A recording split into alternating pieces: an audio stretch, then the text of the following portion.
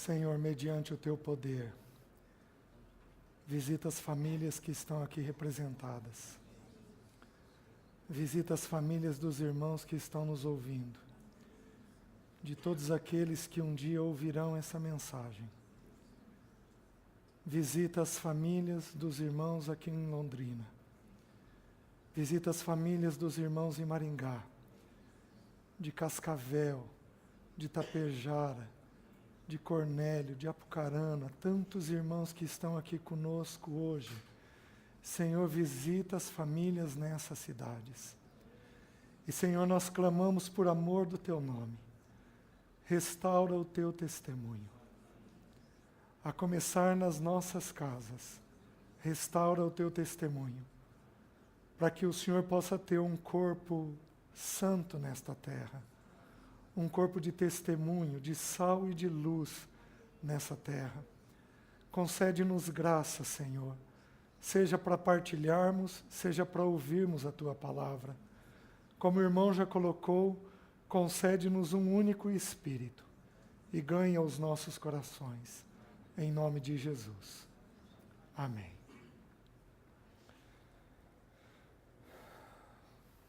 Meus irmãos, nós vamos dar uma olhadinha essa noite em mais alguns princípios, para nós podermos ter filhos maduros no Senhor. Por que que nós gastamos tempo falando sobre família? Não é porque nós queremos filhos bem educados, não é porque nós queremos filhos mais equilibrados. Nós gastamos tempo, a palavra de Deus dedica tempo à família, porque a família é o testemunho de Deus nesta terra. Aprove ao Senhor tomar alguns exemplos de testemunho nessa terra.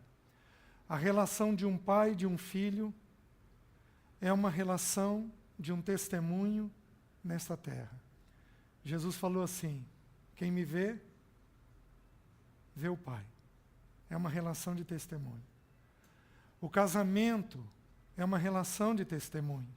Grande é este mistério, mas eu me refiro a Cristo e à igreja. O casamento, então, é uma relação de testemunho. A família é uma relação de testemunho. Talvez essa unidade básica, seja do casamento, seja do pai e do filho, seja da família, ela concentra nas Escrituras os principais símbolos de um testemunho de Deus nesta terra. Não há instrumento mais poderoso de testemunho nessa terra do que uma família, um casamento e uma relação de um pai e um filho. Ou, eu incluo nisso, uma relação de uma mãe e um filho. Não pode existir testemunho maior nessa terra. O testemunho é expresso pelo corpo, mas o ajuste é feito em cima da família. Quando sabemos nos tratar bem na família, já falei isso para vocês uma vez, sabemos nos tratar bem no corpo. Se não temos respeito na família, não temos respeito no corpo de Cristo. Se não temos submissão uns aos outros na família, não temos submissão uns aos outros no corpo de Cristo. O assunto da família é um assunto central nas Escrituras, em função do testemunho de Deus nessa terra. Que o Senhor nos conceda a graça de que nós e os nossos estejamos firmados nele, completamente nele. Não desanime. Não desanime com o seu parceiro, não desanime com seus filhos. Mulher, não desanime com seu marido. Marido, não desanime com sua esposa. Não desanimem com os seus filhos. Quando o Senhor Jesus, isso aparece em especial no livro de Marcos, no livro de Lucas, essa expressão que eu vou falar para vocês, quando o Senhor ele está conversando com um homem que tem o filho dele possesso por um espírito maligno, e esse espírito o joga na água, no fogo, tenta matar esse menino muitas vezes, e esse pai angustiado, porque ele vive a situação há muito tempo, ele vive esse sofrimento há muito tempo, ele vem até o Senhor, ele clama ao Senhor, e o Senhor apenas diz para ele assim: traze-me teu filho. Sabe o que nós vamos fazer?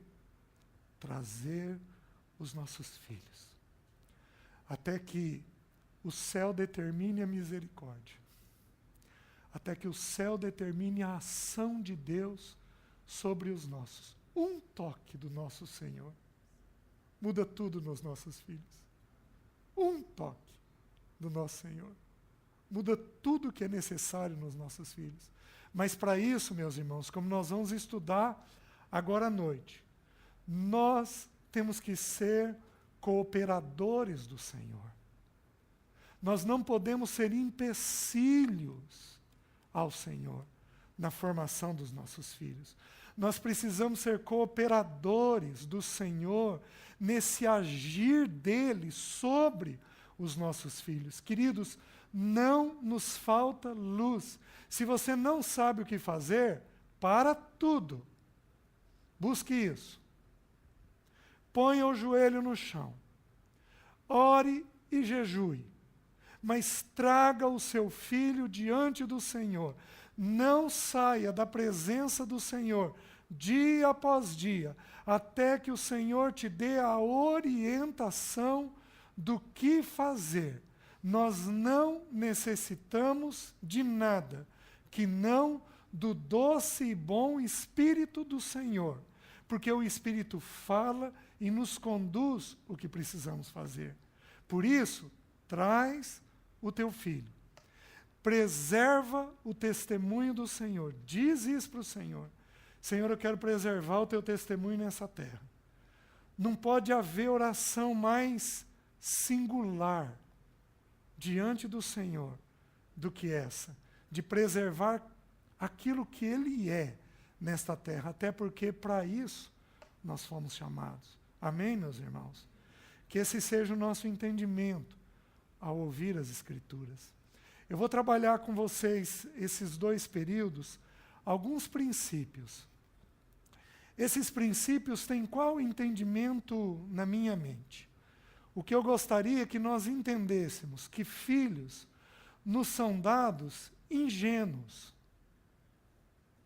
Eles são, digamos assim, naturais. Ele é uma criança com virtudes e com defeitos. O Senhor nos dá uma coisinha pequena. E essa coisinha pequena precisa ser devolvida ao Senhor santa. Nós recebemos o privilégio de pegar uma criança ingênua, de pegar uma criança natural, não santa, porque a santidade só vem pelo agir da cruz. Então uma criança não é santa. Uma criança nasce pecadora e ela é pecadora. Só que ela é ingênua. Ela não tem noção de quem ela é, nem do pecado que age sobre ela. O Senhor nos dá o privilégio de pegar esta criança e devolver esta criança santa ao Senhor, obediente ao Senhor. Nosso alvo não é devolvê-los bem educados. Nosso alvo não é devolvê-los com uma faculdade. Nosso alvo não é devolver eles ao Senhor tendo feito um bom casamento. Nosso alvo não é devolvê-los ao Senhor cultos. Nosso alvo é devolvê-los ao Senhor santos. Alguém que teme ao Senhor. E independente da idade do teu filho, se ele estiver no Senhor ou fora do Senhor, esse precisa ser o seu alvo. Essa precisa ser a sua firme determinação. Você não pode descansar até que os seus estejam plenamente no Senhor. E uma vez que estejam, você não vai descansar. Porque nós vamos continuar intercedendo para que eles permaneçam no Senhor. Nós vamos continuar atentos para que eles permaneçam no Senhor. Então, o alvo de partilhar estes princípios essa noite é ter isto em mente. É devolver os nossos santos ao Senhor. Na última reunião que nós tivemos aqui, eu trabalhei com os irmãos alguns textos de Provérbios. E eu só vou falar isso, para a gente retomar. A fé vem pelo ouvir. Você não consegue produzir um filho santo se o ambiente for tenso. Porque em ambiente tenso, a gente tampa os ouvidos. A gente não consegue ouvir. A gente consegue ouvir em ambiente leve. Se o ambiente não for leve, não for tranquilo, se o ambiente for rígido, for cobrador, for exigente, se o ambiente for descompensado, irritado, se o ambiente for um ambiente que tensiona, esse ambiente não é um ambiente onde a santidade é desenvolvida. Os irmãos entendem? Já pensou se Deus falasse conosco com trovão o tempo inteiro? Porque a voz dele também é de trovão. O que você ia fazer? Ele fala 3 dias com trovão, no 4º dia, você está apreensivo.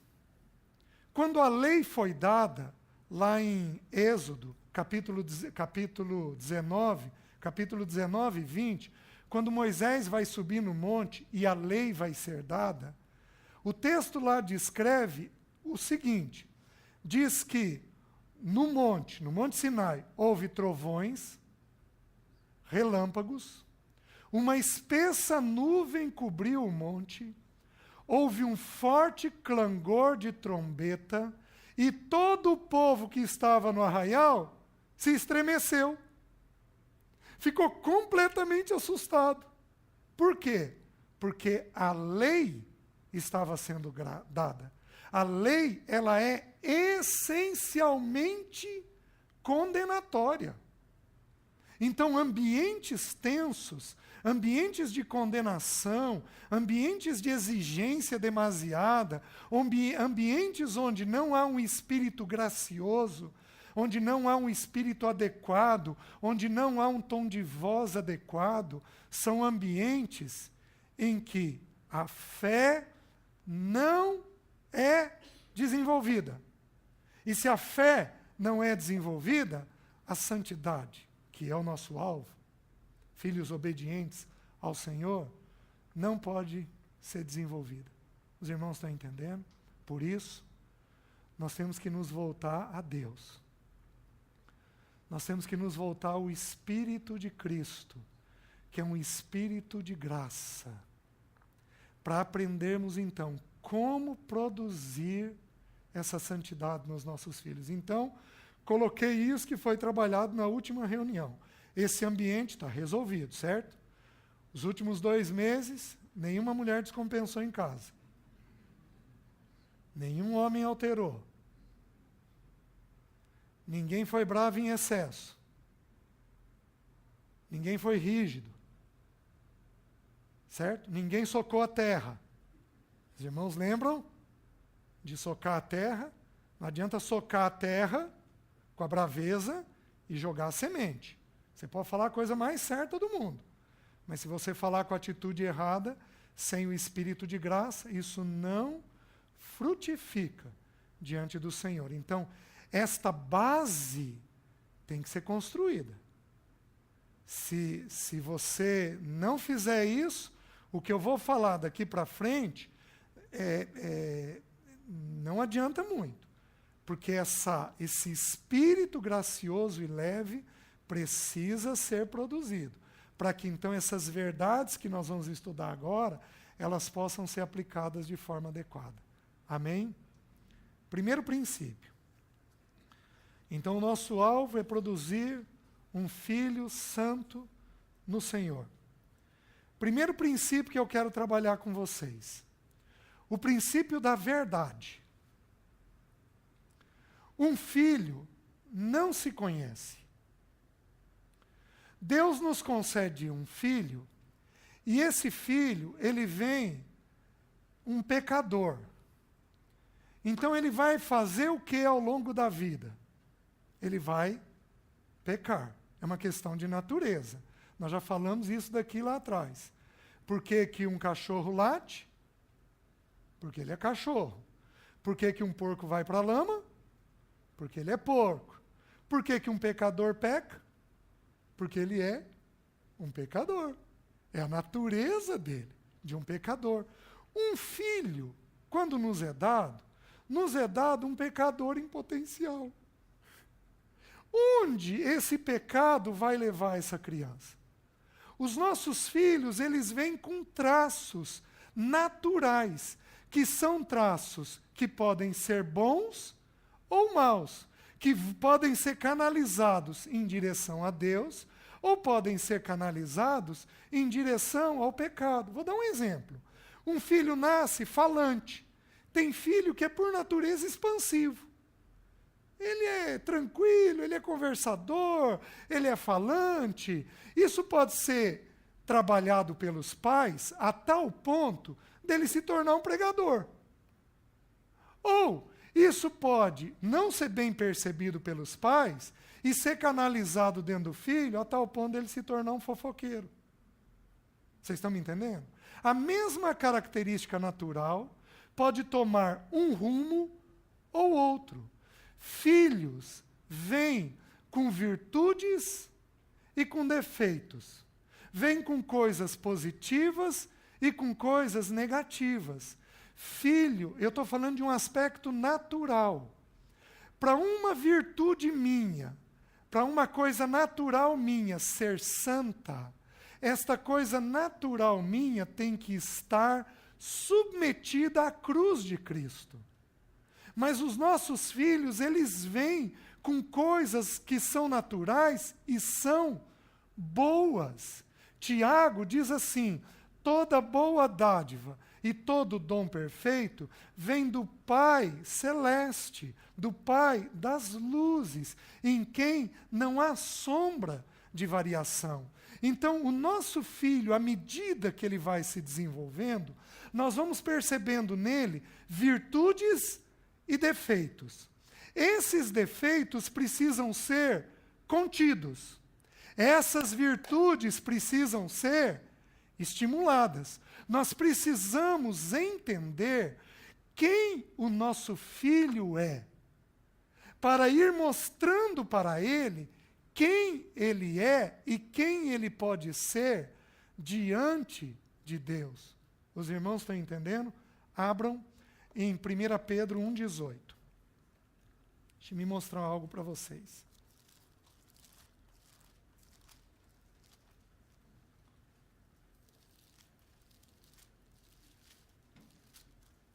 Lá diz assim: sabendo que não foi mediante coisas corruptíveis como prata ou ouro, que fostes resgatados do vosso fútil procedimento, que os vossos pais vos legaram.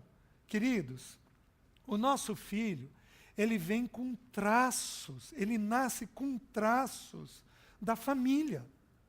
Não apenas traços físicos, mas ele nasce com traços emocionais. Ele nasce até com traços espirituais, com tendências espirituais que são encontradas na nossa família. O texto está dizendo isso. Ninguém aqui já teve um filho que parece com um tio? Que tem o perfil de um tio, o perfil emocional?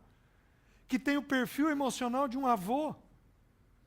Não apenas de um pai ou de uma mãe, mas que nasce com traços não apenas físicos, mas traços de ordem emocional e traços de ordem espiritual. E, queridos, esses traços precisam ser, com rapidez, identificados pelos pais e submetido ao longo dos anos de formação à cruz de Cristo.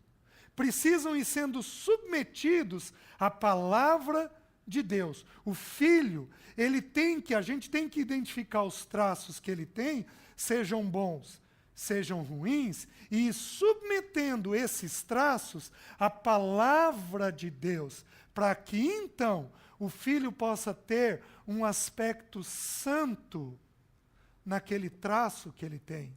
Os irmãos estão conseguindo compreender isso? Eu vou abrir um versículo que vai ficar mais claro ainda para os irmãos. A questão é, eu preciso estabelecer qual é a verdade de quem o meu filho é. A verdade boa e a verdade ruim de quem ele é. A questão, meus queridos, é como é que nós fazemos isso se às vezes nem nós próprios sabemos quem somos? Como é que eu ensino meu filho a julgar um pecado dele se eu não julgo o meu? Se eu não julgo o da minha casa? Se eu não digo para minha própria casa que determinadas coisas são pecaminosas dentro do comportamento que eles têm? Queridos, nós não podemos, o segundo princípio, eu vou trabalhar um pouco, mas eu vou já expressar essa frase. Essa frase vai ser o segundo princípio, mas eu ainda estou no primeiro, na verdade. Como é que nós damos uma coisa que nós não temos? Vocês querem ver uma coisa? Como é que eu ensino um filho a ter arrependimento de uma conduta, se uma boa parte dos casais aqui passaram o ano passado todinho sem pedir perdão um ao outro? É possível no casamento passar um ano sem pecar contra o parceiro? Queridos, é difícil. Passar um ano inteiro sem pecar contra o parceiro. Se você não tem a prática de pedir perdão, é um sinal que você não tem arrependimento. É um sinal que você não se examina a si mesmo. Como é que eu vou ensinar um filho a se examinar se eu próprio não me examino? Daí, a reunião da mesa ser uma reunião tão significativa no corpo de Cristo. Porque à medida que eu vejo Cristo na mesa, na reunião, eu me examino a mim mesmo. Eu tenho uma chance de me examinar a mim mesmo e então ter arrependimento das coisas que eu tenho. Eu fiquei impressionado esses dias, lendo o livro de Marcos, numa coisa tão singular de um comentário de um irmão. Queridos, Jesus é o Filho de Deus, o Santo de Deus, o 3 vezes Santo. Mas ele se submeteu a um batismo de arrependimento. Para mostrar para mim e para você que o início de tudo é com arrependimento. Você quer ter filhos quebrantados? Semeie arrependimento. Você quer ter filhos quebrantados? Semeie arrependimento. Semana após semana na tua vida. Mês após mês. Que esse modelo de quebrantamento e de arrependimento vai ser, em algum momento, absorvido pelo teu filho. Vocês estão conseguindo entender? Então, como que nós fazemos para estabelecer a verdade dentro dos nossos filhos? Eu quero antes mostrar para vocês que a verdade, ela tem 3 efeitos imediatos num lar. Quando num lar a verdade está sendo trabalhada, 3 coisas imediatamente vão existir dentro desse lar.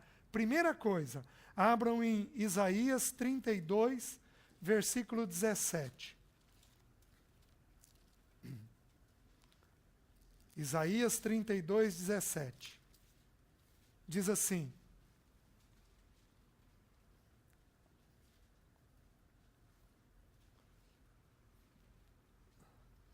o efeito da justiça será paz, e o fruto da justiça, repouso e segurança para sempre. A palavra justiça na Bíblia significa a execução de uma sentença. Você pode executar uma sentença sem ter tido verdade? Deus levanta toda a verdade, então ele dá a sentença, ele julga a causa. O efeito da justiça será paz. E o fruto da justiça, repouso e segurança. Quando nós conseguimos tratar a verdade como casal e com o filho, o efeito natural que tem que acontecer é paz. É repouso e segurança. Os irmãos estão entendendo? Homens, guardem isso, porque o juízo dentro da casa pertence, em primeiro lugar, à figura masculina. Quando a casa está tumultuada, está com dificuldade, não tem repouso, não tem serenidade, não tem tranquilidade, é porque está faltando, de alguma forma, a verdade que julga aquela situação. Ou pode ser que alguém da casa não esteja acolhendo aquela verdade de forma adequada. O fato é que quando a verdade é pontuada, a paz segue imediatamente. É impressionante. Eu sou um perito em ouvir confissões. Eu ouço confissões antes do marido, antes da esposa, antes dos filhos, antes dos pais. Eu sou um perito nisso, em ouvir confissões. Queridos, a pessoa entra com uma cara e sai com outra, quando a verdade é estabelecida. Porque o fruto da justiça é paz, é repouso e segurança. Então, quando lidamos com a verdade de uma forma adequada, aquilo vai gerar um sentimento de paz. Segunda coisa com relação à verdade. João 8,32, um texto muito conhecido.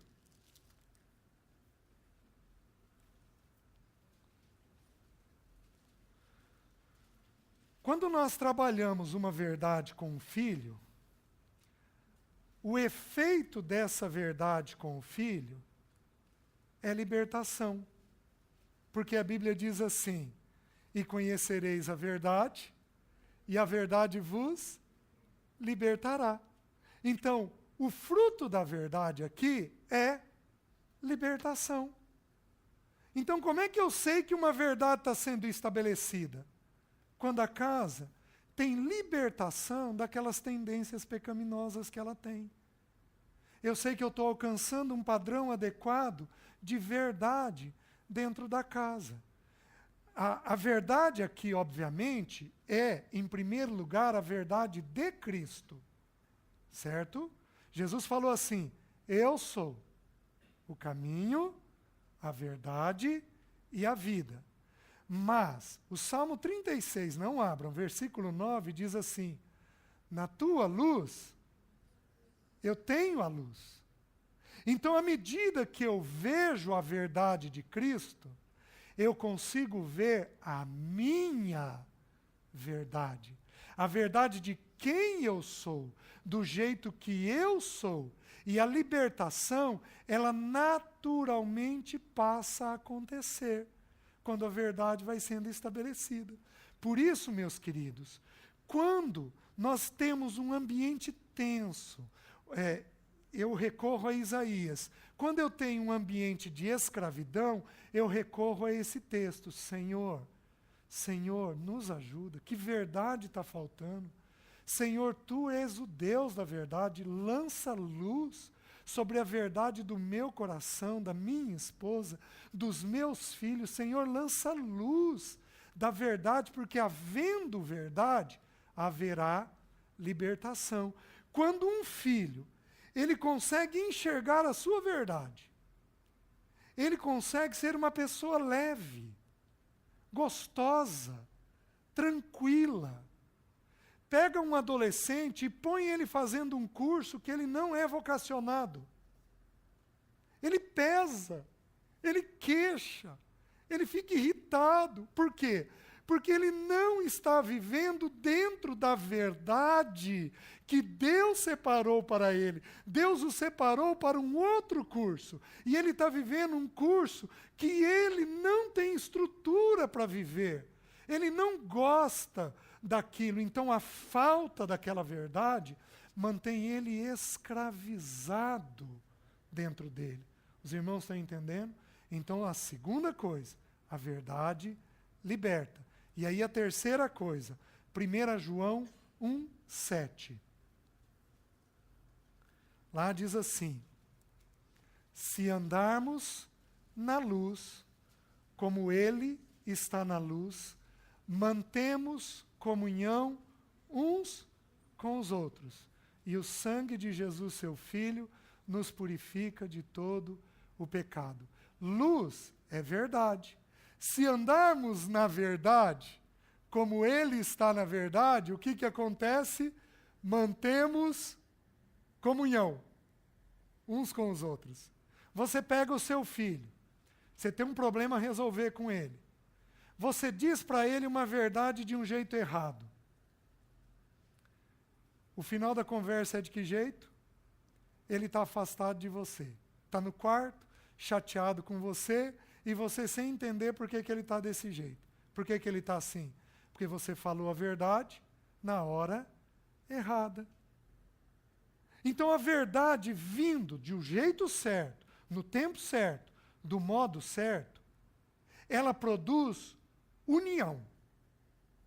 Não havendo união, você ore pela verdade. Queridos, quando um casal não tem união, quando um pai e um filho não têm unidade, uma das primeiras coisas que a gente investiga é falta de verdade. Agora, vamos entender. A grande maioria dos casais aqui não mentem, mas não quer dizer que falam a verdade. Porque eu posso não mentir e ainda assim não lidar bem com a minha verdade. Então, havendo verdade, o que vai naturalmente acontecer é que a união vai passar a existir entre as pessoas de uma casa. Amém? Então, eu tenho que estabelecer qual é a verdade do meu filho. O seu filho e os meus, eles vêm com virtudes e com defeitos. Nós temos que aprender a olhar quais são as virtudes que Deus depositou, quais são os defeitos que eles têm, e começar a ensiná-los a lidar com isso desde cedo. Deixe-me dar o texto que eu disse que eu ia dar para vocês, que eu quero trabalhar. Provérbios capítulo 22, versículo 6.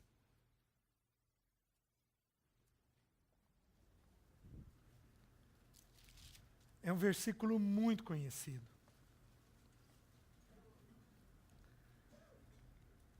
Diz assim, Provérbios 22, 6. Ensina a criança no caminho que deve andar, e ainda quando for velho, não se desviará dele. Provérbios 22, 6.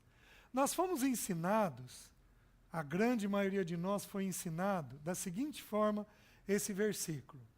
Ensina o caminho de Cristo. E ainda quando for velho, ele não vai se desviar. Queridos, se isso fosse verdade, filhos de crentes que têm o caminho de Cristo ensinado, não se desviavam.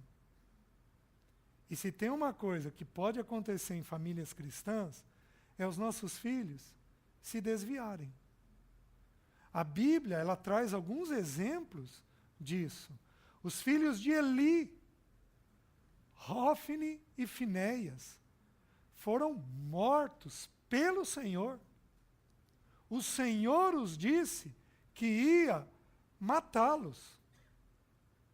O Senhor disse isso. Os filhos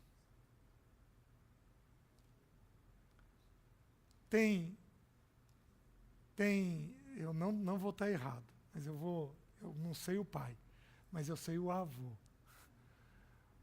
um dos netos, de 2 netos de Jacó, o Senhor determinou que ia matá-los, porque eles eram perversos. E eram netos de Jacó. O fato é o seguinte, filho de crente, Er e Onã, filhos é de Judá? Filhos de Judá. Pronto, estou caminhando bem até. Eu dormi 40 minutos hoje à tarde, na casa do Arnaldo, então a memória está funcionando bem. Er e Onã, o Senhor os matou, por quê? Porque eles eram perversos, netos de Jacó, filhos de Judá. E o Senhor fez isso com eles. Sabe por quê? Porque pais não cuidaram de forma adequada. E eles trilharam um caminho de perversidade. Então, o que o texto está ensinando, se não é isso que nós aprendemos? O texto está ensinando o seguinte, essa palavra ensina, ela é tirado de um derivado hebraico que significa pálato, céu da boca. Ela é tirada de uma raiz que significa pálato, o céu da boca. Essa expressão ensina, que tem essa raiz ela era usada apenas em 2 situações na nação hebraica.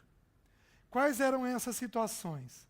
As parteiras hebreias, quando uma criança nascia, e essa criança não tinha um movimento de sucção adequado para ir lá no seio da mãe e puxar o leite. Isso acontece com algumas crianças. Tem criança que é meio preguiçosa. E ela vai para o seio, mas ela não consegue sugar o seio da mãe. As parteiras hebreias faziam o quê? Elas iam lá, colocavam o dedo na borra do vinho. É vinagre, a borra do vinho. Pegava a borra do vinho e passava no pálato, no céu da boca da criança. Eu sou um especialista em careta, viu? Então, sabe aquela careta feia? A criança fazia isso. Então ela instigava um comportamento que ele não tinha. Teu filho vai nascer com comportamentos, ele vai nascer com uma falta de comportamentos para o Senhor. E sabe o que nós temos que fazer? Instigar. Instigar. Vou te dar um exemplo. Tem filho que nasce agitado. E como é que um filho agitado vai ter tempo no Senhor? Então nós vamos ter que instigar nele o quê? O comportamento da disciplina. Ele vai ter que aprender a ter diante do Senhor disciplina. Então essa palavra ensina, ela significa o seguinte, pega a criança do jeito que ela é e instiga nela comportamentos que ela não tem, mas que são essenciais ao Senhor. E ainda quando for velho, dele não vai se desviar. Vocês estão conseguindo entender o texto? Ou seja, a gente vai formando ao longo da vida da criança aqueles comportamentos que são necessários à carreira cristã. Queridos, a gente olhando a criança e vendo a verdade dela. Essa criança não tem tal coisa que é necessário para o Senhor. Então deixa eu pegar essa criança e trabalhar nessa criança esse comportamento aqui. Os irmãos vão entendendo? Agora, essa era uma situação, a situação da parteira. Mas tinha também uma outra situação. A situação, essa raiz da palavra ensina, era usado também para expressar a palavra freio, que era colocado na boca dos cavalos. Qual é? Por que você coloca um cabresto na boca de um cavalo? Porque você tanto vai conter, quanto vai direcionar. Então aí eu tenho um segundo sentido. O primeiro é de instigar na criança comportamentos que ela não tem, que são vitais à carreira com o Senhor, à vida cristã. A segunda coisa é que eu preciso frear na criança comportamentos que ela tem que vão fazer mal para a vida cristã dela. Vocês estão entendendo? Todos os nossos filhos nascem com coisas que podem cooperar ao Senhor e com coisas que não vão cooperar ao Senhor.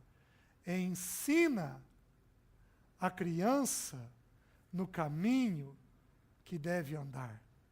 E ainda quando for velho, dele não vai se desviar. A questão é, meus queridos, que se nós não fizermos isso conosco, nós não podemos fazer com eles. Isso tem que ser feito em primeiro lugar conosco. E para a gente fazer isso com precisão, nós precisamos conversar sobre quem esta criança é. Sobre os traços nossos que estão dentro das crianças, dos nossos filhos, sobre os traços da vida familiar que nós temos.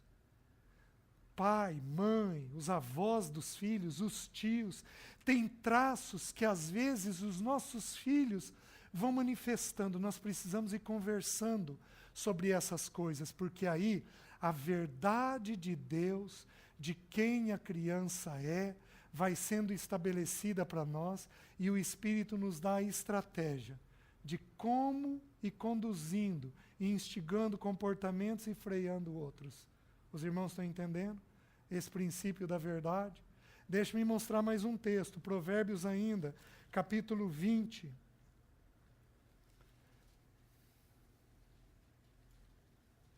Versículo 5. Olha o que diz lá. Como águas profundas são os propósitos do coração do homem, mas o homem de inteligência sabe descobri-los. O coração do teu filho é como águas profundas. Você não sabe exatamente o porquê ele faz o que ele está fazendo. Se você não sabe, na grande maioria das vezes, nem o seu próprio filho sabe o porquê que age do jeito que age. Nem ele próprio vai saber o porquê age do jeito que age. O que cabe a nós? Cabe a nós. Homens de inteligência. E inteligência nas Escrituras não tem nada a ver com cérebro inteligente. Inteligência nas Escrituras tem a ver com a habilidade de reter a verdade e aplicar a verdade que foi ouvida. Essa capacidade de absorver a verdade e aplicar esta verdade de um jeito adequado. Então, nós temos condições de discernir o porquê os nossos filhos fazem o que fazem. Queridos, nós temos o professor. Ele habita em nós. Nós temos o mestre, que habita em nós. Nós temos aquele que os olhos são como chamas de fogo. Veem tudo, discernem tudo, conhecem tudo. Nós temos aquele, como diz Provérbios 8, em quem habita o conselho. Nós temos aquele cujo nome é Maravilhoso Conselheiro. Ele não é maravilhoso. Ele não é conselheiro. Ele não tem vírgula ali no meio. Ele é um maravilhoso conselheiro. A gente segue o conselho que ele nos dá e fica pasmado com o efeito daquilo, quando a gente aplica.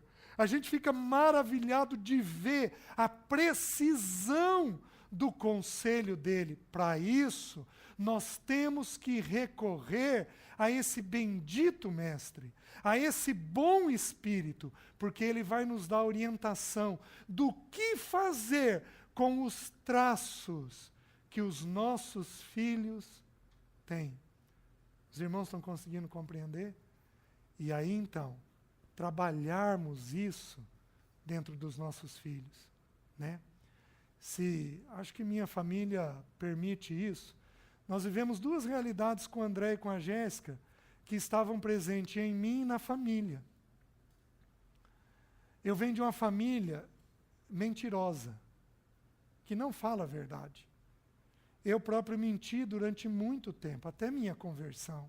Aí o Senhor me libertou. E eu fui aprendendo então a falar a verdade. A Jéssica era criancinha. Mas, gente, é criancinha. 3, 4 anos de idade. Um docinho de criança. Pode ter maldade nisso? Não pode. Jéssica, guarda teus brinquedos na caixa de brinquedos. Tá bom.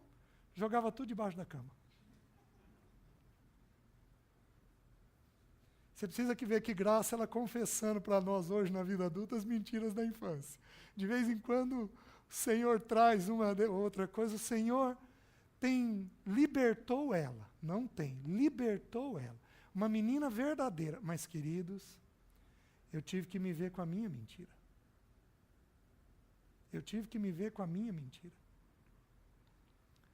Porque se eu não lido com isso, um traço familiar da minha família, em mim, podia repetir dentro dela. Vocês estão me entendendo? Aí com o André, o mais velho, sempre é mais complicado. Porque o mais velho a gente judia dele e ele judia da gente, né? Eu nunca fui pai, então ele é o primeiro com quem a gente sofre. Nós temos na minha casa e na casa da minha esposa, homens que tiveram dificuldade de se resolver profissionalmente. E a gente olhou o André, filho homem, nessa avaliação que eu e a Alessi fazíamos, meu Deus, e se esse traço familiar repetir dentro dele? Então eu contei para os irmãos, há um tempo atrás, que aos 6 anos de idade eu pus ele trabalhar. Não sei se os irmãos se lembram. Né? Eu contei isso daí para os irmãos, porque essa preocupação, não, ele é filho homem, ele tem que ser trabalhador. Queridos, e aí nós tivemos o cuidado e fomos ensinando isso ao longo dos anos. Só que primeiro filho é um problema. Ensinei demais. Aí nós estamos já resolvendo ensinar ele a não trabalhar demais. A trabalhar dentro da medida adequada, estudar dentro da medida adequada. Um traço que podia ser encontrado dentro dele.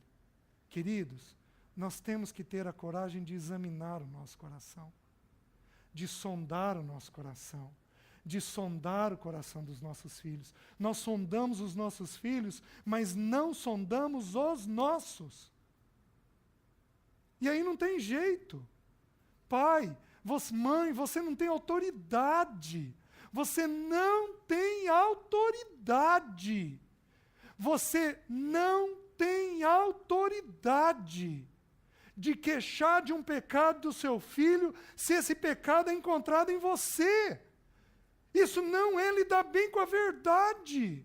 Se você não trabalhar a sua verdade, você não tem autoridade diante do Senhor para trabalhar a verdade do seu filho. Por isso que o nosso Senhor, quando se levantou e começou o ministério dele, as pessoas o ouviam admirados e diziam o quê? Ele fala como quem tem autoridade.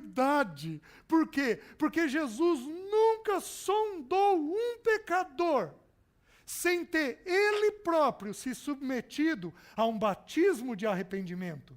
Ele nunca falou uma coisa de um pecador sem que ele próprio tivesse experimentado a realidade do arrependimento. Ele não tinha do que se arrepender, mas ele sabia que 3 anos e meio depois, naquela cruz, ele seria feito pecado em nosso lugar.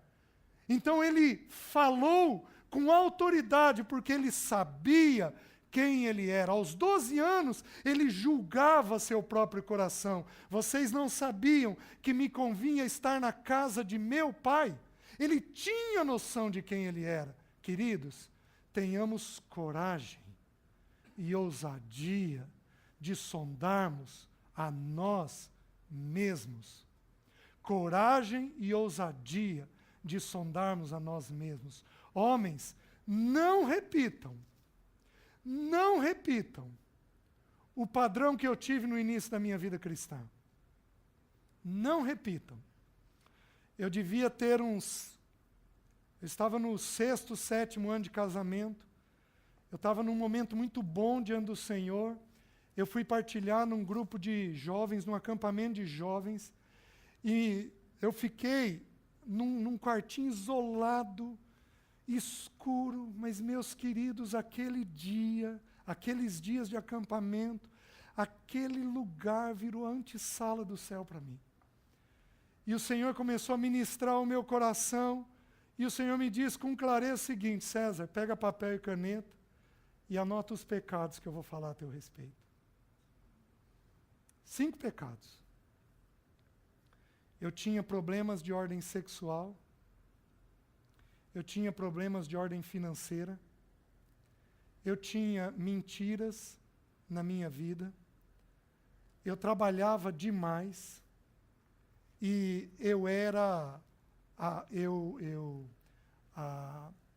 eu não tinha tempo com o Senhor e eu era ríspido às vezes em casa. Se não me engano, são esses 5 pecados que eu tinha. E o Senhor falou comigo: quando chegar em casa, eu quero que você confesse isso para a Alessi. Teus pecados de ordem sexual, teus pecados de ordem financeira, teus pecados de não gastar tempo com o Senhor, tuas mentiras e o teu jeito de tratar a Alessi e as crianças. Queridos, cheguei em casa no domingo à tarde, olhei a Alessi, falei: depois da reunião eu vou confessar. Chegou depois da reunião, eu falei: amanhã eu vou confessar. Chegou amanhã, passaram-se 1 ano e meio. Fui para um encontro de líderes que eu estava organizando. O irmão Alan ia partilhar. Você conheceu o irmão Alan? Alan MacLeod. Ele partilhou sobre ser um escravo de Cristo. E à medida que ele foi partilhando, o Senhor foi me encontrando, foi me quebrantando. E o Senhor virou para mim e falou: pega um papel e uma caneta. E anota os pecados que eu quero que você confesse. 5 pecados: sexual, financeiro, mentiras, o maltrato e o não gastar tempo com Deus.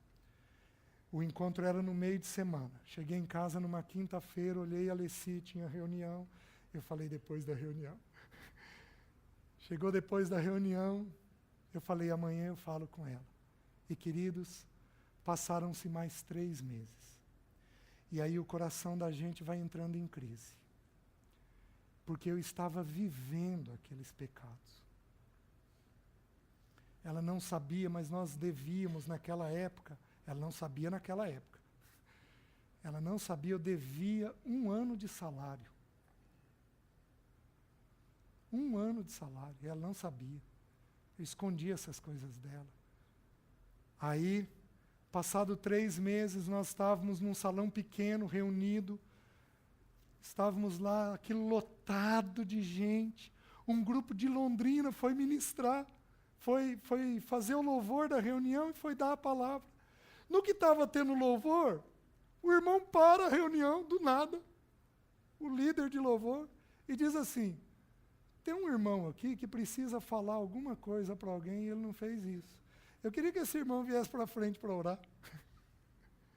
Quando ele falou isso, eu quis morrer. Eu era o único presbítero da igreja. Eu sabia que era comigo. Eu sabia que era comigo. Olhei para ela, fiquei quietinho. Eu contei essa experiência uns 5 anos depois. Uma irmã me procurou na reunião e falou assim: César, Deus me falou que era você. E falou para mim orar. Porque questões espirituais implicam em questões espirituais. Outras pessoas podem ter discernimento do que está acontecendo espiritualmente. Queridos, cheguei em casa, nem olhei para a Alessi. E aquilo me pressionando. No dia seguinte, fui comer na casa do meu melhor amigo. Ele virou para mim e falou assim: César, sonhei com você. Aí a minha espinha dorsal gelou. Olha o sonho. Eu sonhei com você. E eu sonhei que eu e você estávamos numa guerra e que você morria. E César, o curioso que eu não entendia é que a bala entrava pela sua boca. Cheguei em casa, era um sábado. Olhei para a Alessi e falei depois da reunião: meus queridos, eu sou muito duro. O pouco que eu avancei por pura misericórdia do Senhor. Passaram-se mais 4 meses. Aí um dos meus filhos adoeceu. E quando ele adoeceu, foi uma coisa rápida, breve, mas quando ele adoeceu, o Espírito Santo assentou no meu coração: César, é hora de falar. Aí o irmão da igreja, o pastor da igreja, ele ficou inquieto comigo aquele dia e ligou para mim e falou: César, está tudo bem? Aí eu falei para ele que um dos filhos não estava bem, estava doente, e ele falou: estou indo aí orar. Foi lá, orou. No que ele veio, orou e saiu, eu falei: Alessi, vem cá. E aí eu comecei a confessar para ela os meus pecados.